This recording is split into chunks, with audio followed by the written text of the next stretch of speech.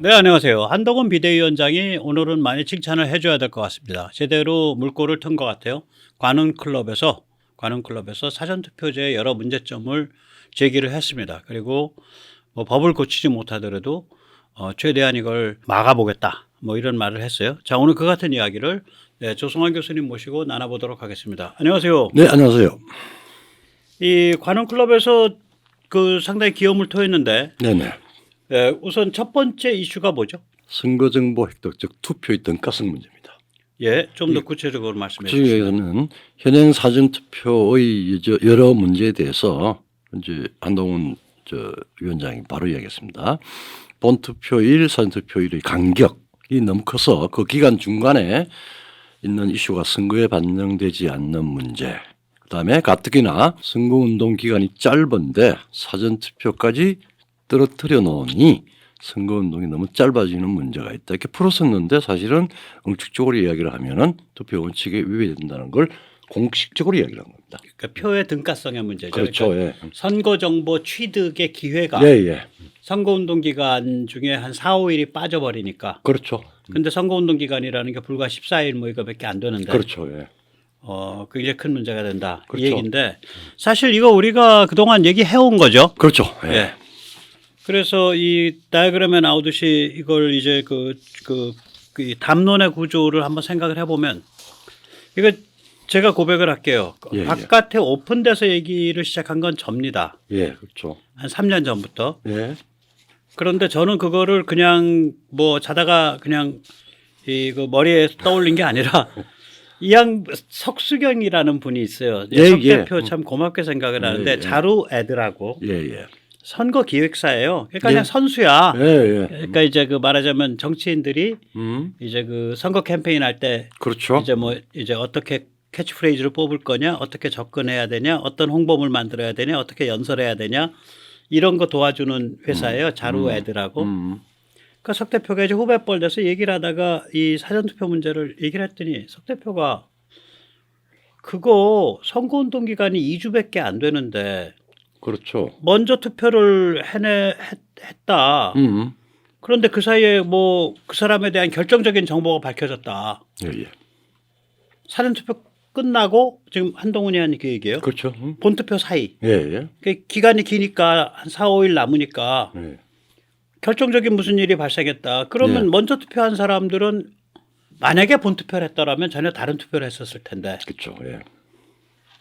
그래서 이건 위헌적인 데가 있다고 자기는 생각한다. 예. 그 사람이 그러더라니까 석수경 대표가. 그리고 그때 저한테도 말씀을 해가지고 저도 사실은 절차, 가치, 그 원칙 이런 것들 쭉 생각을 하면서 우리 정교모의 그 보배인데 그 이호선 국민대 교수 변호사죠. 불러서 같이 우리 셋이서 논을 했죠. 네, 그런 적이 있죠. 이거 표에는 안 나왔지만 상당히 일찍입니다. 상일찍이죠. 그러니까 한 22년, 21년쯤 되지 않나 모르겠다. 22년쯤 될 거예요, 최소한. 아니야, 21년입니다. 21년에. 그래서 이걸 그 이호선 교수랑 우리랑 이게 아주 그래서 이제 백모께서 이제 저도 동해하고 같이 연구를 하면서 이제 사전투표제가 이게 공직선거법을 원칙적으로 중간에 그 선거관리위원회의 관리 규칙이라는 데 악마의 디테일을 넣었다고 그랬잖아요. 그게 이제 많은 것들을 넣었는데 그 원칙상 기본적으로 사전투표제가 헌법에 위배된다라고 하는 걸 우리가 인지를 하고 연구를 많이 했습니다. 같이 이야기도 많이 하고. 그래서 정교모 교수님들이 헌법 소원을 제출한 게 작년 10월 26일이죠. 그렇죠. 11.6. 그게 이제 말하자면은 국정원에서 합동 보안 점검을 하고 난 뒤에 말하자면 우리 선거제의 근본적인 흠결에 대해서 그리고 확인이 되고 난 뒤에 이거는 그 말하자면 그 선거 관리의 흠결 넘어서는 원칙적인 문제다 해서 더 이상 사전선거제는 고쳐설 수 있는 게 아니다라고 생각을 해서 이제 헌법소원을 제출했죠. 그래서 헌재가 본안심의를 결정한 게 11월 7일인데 이때 이 본안심의 내용 중에 오늘 한동훈이 얘기한 바로 그 얘기가 들어있는 거예요. 바로 들어가 있어요. 그 중에 하나에 들어있어요. 그걸 이제 한동훈 비대위원장이 이제 어저께 이걸 드디어 언급하는 데까지 왔으니까 이게 담론이라는 게 이런 식으로 돌고 돌면서 이게 증폭돼 나가는 거야. 증폭돼 나가는 거죠. 예. 뭐 백모 세뇌 탈출에서 이 사전 투표제가 그러니까 이 그 선거운동 14일 중에서 예, 예. 무려 닷새 전에 이렇게 일어나기 때문에 이게 표의 등가성이 성립하지 않는다. 우리 시간에서도 그런 얘기를 뭐, 백모 세뇌 탈출 조백에서 했었죠. 한 6개월 전에 했죠. 예, 이미 한 6개월 전에도 했었어요. 그래서 예, 예. 그 얘기를 한번 직접 들어보시죠. 그러니까 우리가 이제 그 국회의원 선거운동 기간이 2주밖에 안 되는데 예. 사전투표를 하게 되면은 그 중에 5일 내지 4일이 날아가 버리니까 그렇죠.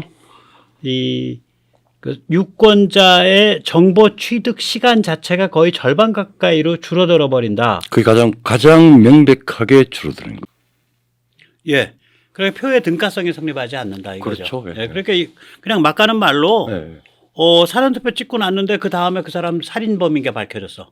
뭐 혹은 그것도 살인 그렇고. 혐의가 있다는 게 혐의가 제시됐어. 그다음 대통령제인데 만약 대통령 선거의 경우에 그런 방식으로 그것도 생길 수도 있고 그다음에 뭐 테러라든지 글쎄, 사고라든지 옛날에 왜 우리 저 조병옥 씨라든지 뭐 문제가 생겼잖아요. 그런 문제가 생기면은 우리 존재의 그 국가 안보에 심각한 문제죠. 심각한 예, 문제가 예, 생기죠. 예. 그다음에 이제 그 한동훈 대표가 이제 두 번째로 제기한 문제가 있죠. 이 사전 투표에서 이제 그 선거운동 기간이 짧은데 그 4, 5일이나 뭐 먼저 해버리니까 이게 뭐 표가 이게 등가성이 깨지는 그런 문제가 있다가 이제 제일 처음에 제기한 문제고 두 번째 이슈는 뭡니까? 이제 공직선거법에는 사전투표 관리관이 네. 자기 진짜 도장, 개인 도장을 네. 찍어야 되도록 되어 있습니다. 그렇죠. 근데 관리 규칙에는 그거 안 찍고 그러니까 이제 선관위. 예, 선관위. 이게 실제로 기존에 기존은 예. 기존은 이제 말하자면은 프린트 도장이죠. 예, 가짜 그러니까 도장이지. 가짜 도장이죠. 그러니까 프린트를 해가지고 네. 출력을 할 수 예, 있고. 그러니까 사전투표제 출력할 때 예, 예. 거기에 같이 프린터돼 있는 그러면 여러 가지 이제 말하자면은 의혹이 가는 그런 요소가 거죠. 게재가 됩니다. 그러면. 예, 그것에 대해서 이제 문제를 제기하니까 예, 예. 선관위 및 문재인 대법원이 예, 예. 뭐라 그런 거예요? 그 가짜 도장, 소위 전자 인형 혹은 뭐 네. 그 전자 인형은 문제가 없다. 문제가 없다라 그랬지. 그러니까 불법이다, 뭐 적법이다 이런 게 아니고 문제 없다라고 했습니다. 한동훈이 여기에 대해서 2월 7일 날 한 말은 뭐죠? 진짜 도장을 찍게 하는 게 정상이 아니냐, 그거 밀어붙이겠다. 예, 그런 말을 했죠. 예, 예. 예. 또 살펴보기 전에 먼저 잠시 세뇌 탈출 부탁 말씀 좀 올립니다. 아시다시피 세뇌 탈출은 광고가 잘 붙지 않죠. 예, 붙더라도 세워라 내워라 한참 지나서 붙는 경향이 있습니다. 도와주시면 보다 좋은 컨텐츠로 찾아뵙는데 커다란 힘이 되겠습니다. 감사합니다. 자, 이제 한동훈의 이제 세 번째 제기한 문제가 뭐죠? 한 문제를 3개 정도를 제기했는데 예, 예. 관훈 클럽에서 관훈 토론에서 다 사전 투표자랑 관계 있죠? 결국은 예. 우리 지난해 10월달에 10월 초에 네. 국정원이 선관위 중앙 서버에 해킹 위험이 객관적으로 증명이 됐습니다. 그러니까 보통 예, 수준의 예, 예. 해커가 네, 네. 바로 해킹을 할 수 있고 그다음에 네. 그 비밀번호 같은 것도 1, 2, 3, 4, 5로 해가지고 네. 뭐 다수의 사람들이 비밀스럽게 사전투표의 가장 기본적인 구조인 소스인 원천인 통합선거인 명부를 쥐락펴락 네. 그다음에 해킹하면서 네. 명부를 집어넣고 빼고 뭐 할 수 있다라고 하는 결론이 나왔어요. 그렇죠. 그 부분에 대해서 이제 네. 말하자면은 독일 헌법재판소의 판결을 취지를 이제 인용을 하면서 우리 한 위원장이 네. 그러니까 말하자면은 그 해킹 가능성 등 여러 가지 문제점이 사실로 드러났다. 그것도 살피겠다. 예. 그 이야기입니다. 그러니까 이제 예. 말한 게 뭐냐면은 최근 국가정보원 조사 결과 예. 선관위의 해킹 가능성 등 여러 문제점이 사실로 드러났다. 그게 이제 한동훈의 발언이죠. 동시에 이제 독일 그 연방법원의 판결 취지를 인용을 했잖아요. 예, 예. 근데 그 판결 취지가 뭡니까? 판결 취지가 네네. 그 뭐 독일에서 이제 뭐 전자투표 키오스크 투표를 하는데 전자개표 등 그러니까 전자투표 참관이 키오스크. 키오스크. 그 키오스크죠. 그러니까 우리가 걔들은 그걸 도입하려 그랬었거든. 그 아예 종이 투표지를 다 없애고 그러니까 우리 저기 그 1인 저 사진 찍는 그렇죠. 그런 부스 이렇게, 같은 거를 네. 곳곳에 세워서 그 부스에 들어가서 화면에서 누르는 거 화면 타치. 예. 그때 그 독일 2009년입니다. 네. 그래서 이제 독일 현재 결론은 네. 보통 시민이 네. 혹은 참관인이 직관적으로 자기 눈으로 확인할 수 없을 수도 있는 어떤 수단도 그건 다 위헌이다. 사용하지 마라. 예. 그 이야기를 했고 요번에 요거하고 좀 유사하게 해가지고 네. 작년에 말하자면은 독일에 약간의 전자투표가 있었는데 그걸 다 위헌 처리했습니다. 예. 그러니까 우리 이제 그 지금 사전투표제가 예, 예. 아무나 아무 사전투표소나 가서 찍을 수 있기 때문에 그렇죠. 예. 이게 종이투표로 겉껍질은 포장이 돼 있지만 예, 예. 그 알맹이가 예, 예. 전자투표예요. 예, 예. 그러니까 종이로 위장된 전자투표 그렇죠. 혹은 종이투표지로 포장된 포장된? 전자투표예요. 예, 예. 그래서 이거는 좀 이거를 이제 없애려면 저기 사전투표소 사전 예약제를 해야 돼. 그렇죠. 뭐 그러면 투표소별 선거인 명부가 미리 확정되기 확정되죠. 예. 때문에 관리도 굉장히 튼튼해지고 예. 전자투표적 요소가 그때 없어지는 거예요. 없어지죠. 예. 그러니까 저는 그렇게 생각하고요. 전자수단을 이용하더라도 네. 전자투표가 결정하는 건 맞죠. 예, 그러니까 전자투표의 본질을 저는 예. 뭐라고 생각하냐면 투표소에 미리 선거인 명부가 확정돼 있냐 아니냐. 아니냐. 그렇죠. 가 그 구분점이라고 생각을 해요. 예, 예. 근데 지금 현행은 사실은 전자투표예요. 종이로 위장돼 있지만 거의. 그래서 여기가 굉장히 많은 위험성이 있는 거야. 그 불안감, 의혹 이런 것들이 네. 이걸 뭐 지울 수가 없어요. 국민의 한 33%에서 38%가 대한민국의 사전선거제는 믿을 수가 없다. 예. 예. 이거를 이제 이런 전자투표적 요소를 절대로 둬선 안 된다라고 처음에 적시한 사람은 그 독일 연방헌법 예를 얘기 들은 사람은 우리 조소환 교수님이지. 그때 그러니까 그리고 2000년 4월 15일 한 2개월쯤 지나서 네, 6월쯤에 6월쯤에 한 4년 전에 정규모에서 다른 회의를 하다가 네. 이 소위 이 투표 부정선거 의혹에 대한 문제가 제기가 됐어요. 네네. 그때 제가 쭉 보면서 독일 2009년 연방 그 헌법재판소의 그 판단, 즉 네. 보통 시민이 직관적으로 네. 투표를 감시 통제할 수 없을 수도 있는 어떤 장치도 그거는 위헌이다라고 하는 인용을 했습니다. 그게 이제 2020년 6월쯤 되는 일이고 예. 그리고 나서 이걸 가지고 이제 헌법 소원을 처음으로 청구한 사람은 또 정교모의 이호선 교수죠. 국민대 그 양반이 이제 그 헌법 소원 청구인이지. 예. 이 청구를 하기 위해서 네. 사실은 본인이 직접 헌법 소원 당사자 적격을 얻기 위해서 직접 사전 투표를 했습니다. 예, 그리고 그 증명을 다 가지고 네. 이제 말하자면은 헌법 소원 청구서를 했고 네. 그것이 본안의 심의로 받아들여졌습니다. 예, 그래서 이제 한동훈 비대위원장이 2월 7일 날 예. 그러니까 이제 세 가지 문제. 예. 하나는 표의 등가성이 깨져서 이게 위헌 소지가 있다. 그다음에 두 번째는 투표관리관의 진짜 도장. 예, 개인 도장을 법률대로 찍어야 된다. 그다음에 세 번째는 국정원이 해킹 위험이 크다라고 사실로서 밝혀냈다. 그래서 공정선거를 예. 뭐야, 어떻게든 지켜내려고 지켜내겠다라고 네, 우리가 최선을 다해보겠다. 아주 공개적으로 이런 국민 얘기를 앞에 공개적으로 한 것을 대대적으로 환영합니다. 예. 그렇죠. 국힘의 그 핵심 관계자가 사실 지금 국힘의 지도자인데 예. 비대위원장이니까 이런 이슈를 제기한 게 처음이죠.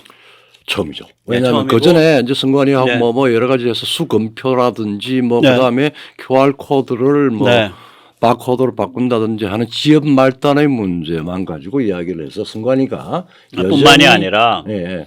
황교안이 뭐라고 하더라도 황교안이 당대표 할 때 이런 문제 있다는 거 얘기 안 했다고. 못했죠. 그러니까 국힘의 지도자가 한 적이 없다고. 없어요. 네. 당대표급이 네, 없습니다. 없다고요. 네. 그래서 굉장히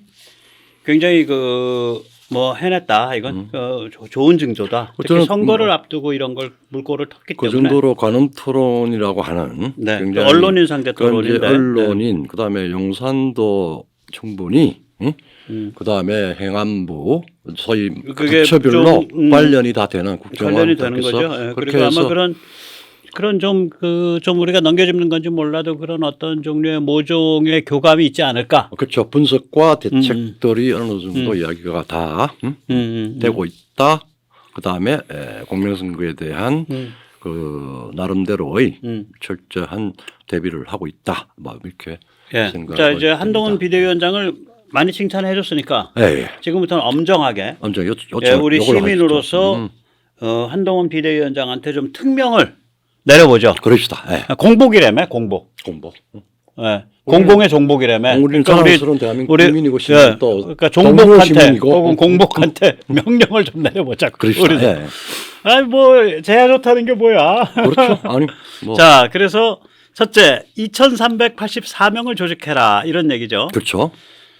국민의힘이 위촉하는 선관위원이 2,348명이나 되더라고요. 이거 좀 브레이크다운을 해보세요. 그게 이제 종류별로. 우리 행정동이 2,104개. 네. 그 다음에 시군구가 226개, 226개. 네. 그 다음에 광역이 17개.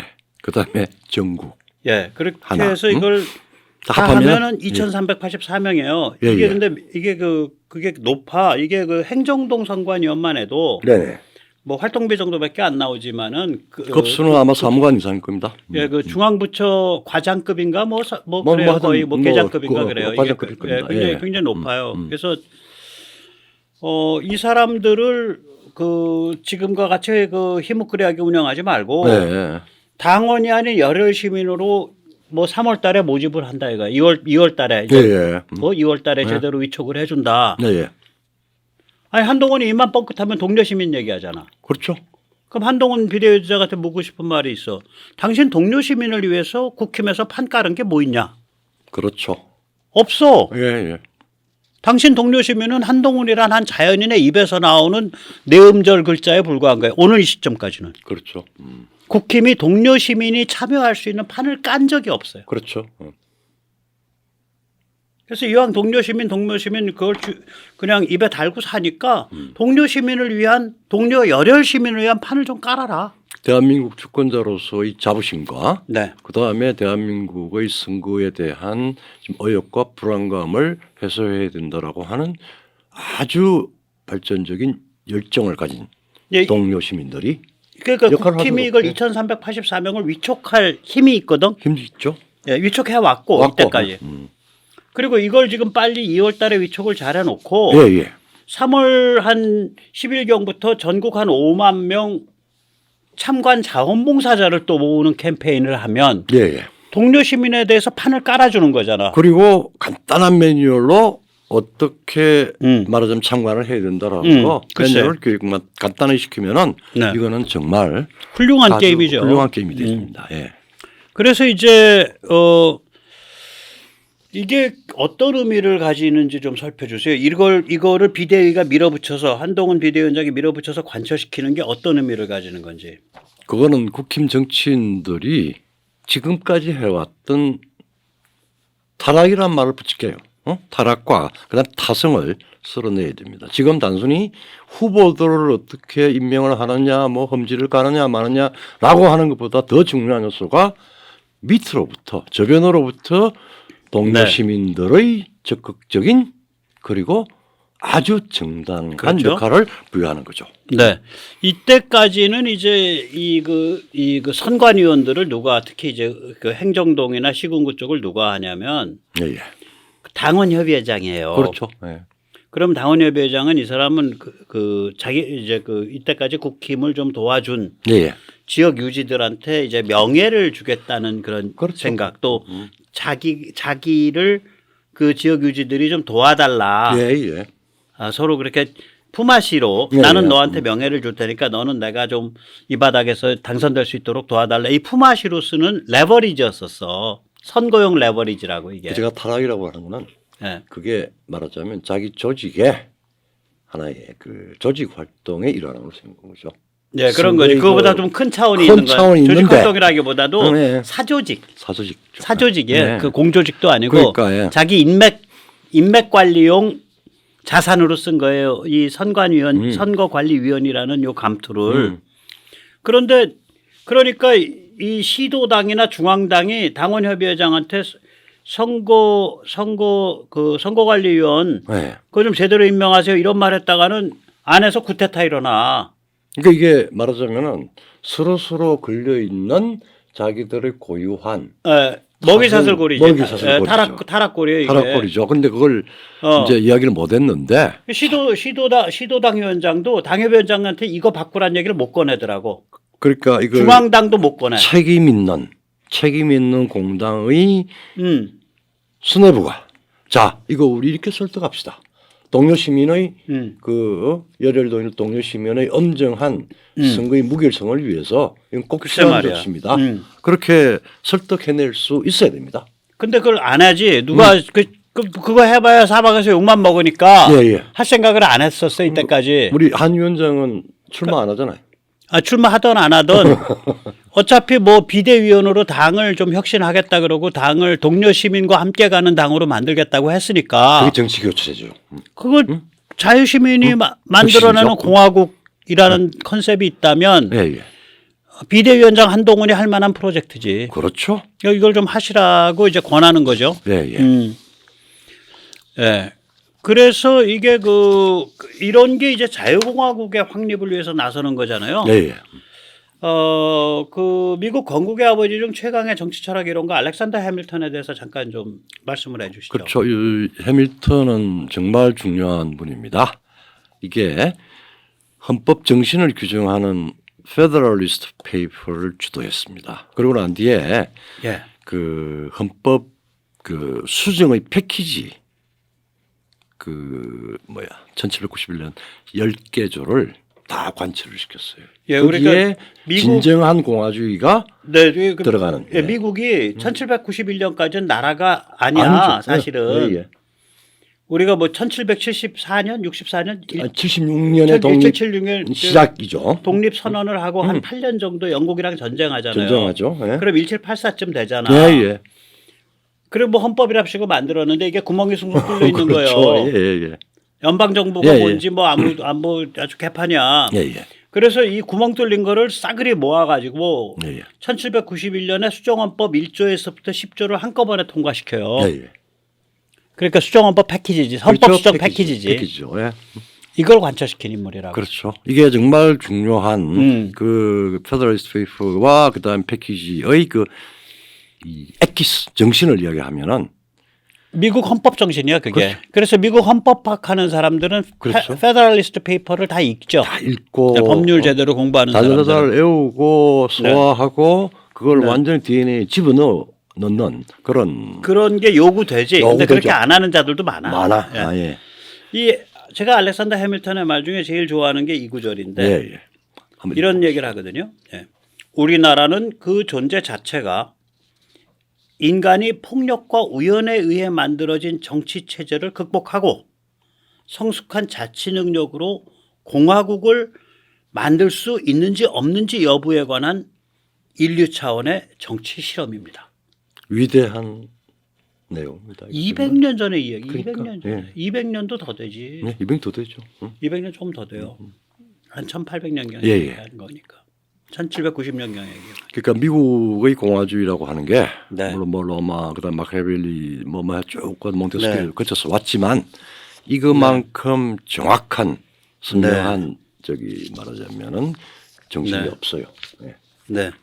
그래서 이제 이런 게임, 그러니까 열혈 시민들, 그러니까 동료 시민을 끌어들이는 게임을 하면 이게 참 잘 될 수밖에 없는데 그 이유가 이제 이 표에 딱 정리되어 있거든요. 그렇죠. 네. 한번 좀 중국 공산당과 대한민국 민주당을 비교 한 세 가지 정도에서 비교를 한번 해본 건데. 그렇죠. 말씀을 좀 해주시죠.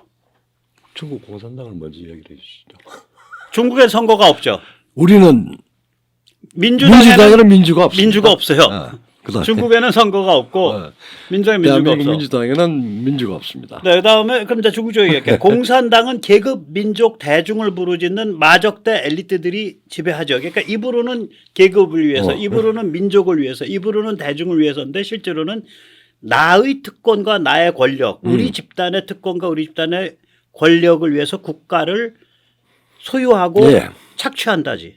최근에 우리나라 민주당은 민중, 민족, 민주를 부르짖는 운동권 카르텔이 지배하고 있습니다. 거의 데칼코마니야. 네, 그렇죠. 그 다음에 이제 중국 공산당은 공산당 엘리트들이 국가를 소유하고 착취합니다. 그렇죠. 운동권 카르텔 우리나라는 대한민국을 약탈 대상으로 보고 있고 사실은 미래 세대를까지 착취하는 그런 상황입니다. 이거 거의 데칼코마니거든. 그럼 그렇죠. 자 이런 집단이야 상대방이 우리가 싸우는 상대방이. 그렇죠. 예. 그래 이런 집단을 대상으로 싸울 때 예, 예. 상대방은 죽었다 깨나도 못하는 게임이 있어요. 그 게임으로 상대방을 끌어들이면 백전백승해. 그렇죠. 맞습니다. 그게 바로 이 얘기죠. 예. 이게 이제 우리가 사실이잖아요. 그러니까 그렇죠. 뭐냐면 이 시민을 조직한답시고 예, 예.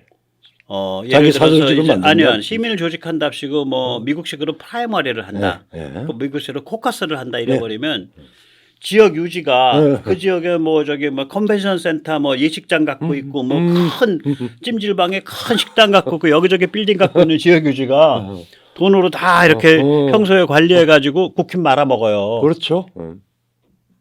그리고 이게 다른 오픈 그러면 진짜 코미디 벌어지는 거야. 지금보다 하고. 지금보다 더 코미디 벌어지는 거예요. 그러니까 네. 시민을 섣부르게 조직을 해서 여기에 파워를 준다. 이거 굉장히 조심해야 될 일이에요. 그렇죠. 현실은 다르거든. 다르죠. 예. 그런데 동료 시민의 놀 수 있는 마당, 참여할 수 있는 마당과 문호는 열어야 될 거 아니야. 그렇죠. 예. 예. 그래서 이제 고민이 있는 거죠.